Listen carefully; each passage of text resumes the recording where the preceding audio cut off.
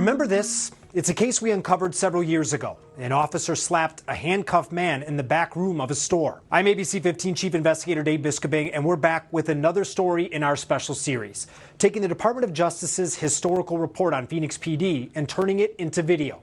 Now, that slap was featured in the DOJ's findings. It was highlighted in the section showing how Phoenix PD fails to hold officers accountable. And the DOJ found Phoenix fails in a lot of ways, including failing to accept complaints and failing to conduct thorough and fair investigations. Now, as always, if you want to follow along, scan the QR code to pull up an official copy of the DOJ's report. The DOJ report says Phoenix PD is bad at holding officers accountable. Why? Their first reason, they failed to accept complaints of officer misconduct. Quote, "In Phoenix, it is difficult to complain about police misconduct, in part because Phoenix PD both discourages people from making complaints and discourages officers from accepting them."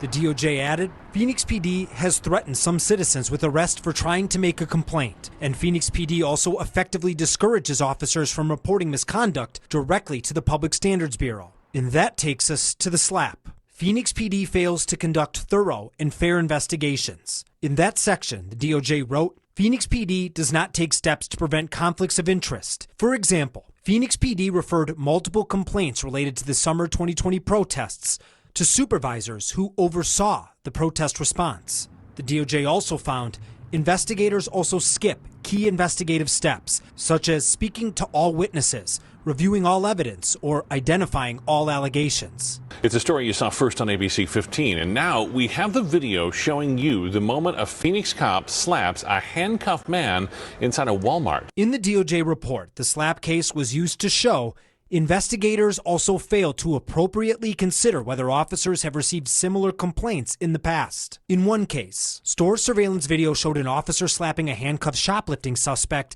hard enough to knock him from his seat. The man suffered an orbital bone fracture and swelling to his face, neck, and back. ABC 15 also showed that officer was a police union leader, and he was suspended and criminally charged for similar allegations in the past. As ABC 15's Nicole Valdez discovered, this isn't the first time.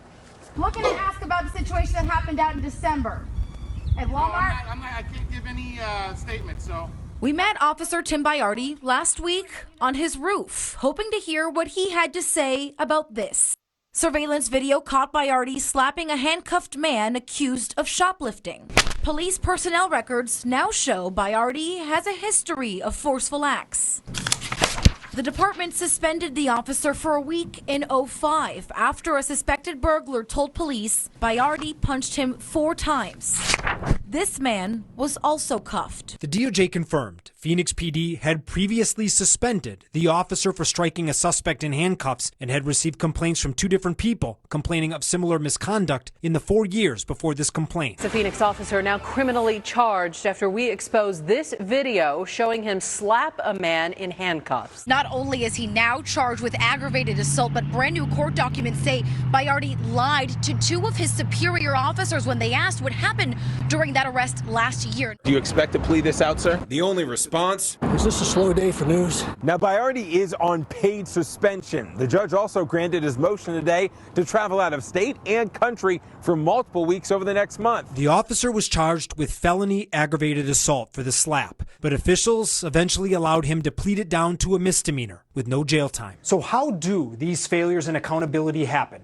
Well, the DOJ says Phoenix is bad at documenting and tracking complaints. Quote, the resulting incomplete record means that Phoenix PD cannot track the true number of complaints made across the department, nor see how often specific officers receive complaints. The process has effectively buried citizen complaints, obscured patterns of misconduct, and shielded officers from supervisor review. And the DOJ also found Phoenix internal investigators don't have any specialized or formal training. New investigators just, quote, shadow the old ones, leading to a cycle of poor internal investigations. I'm investigator Dave Biskobing, ABC 15, Arizona.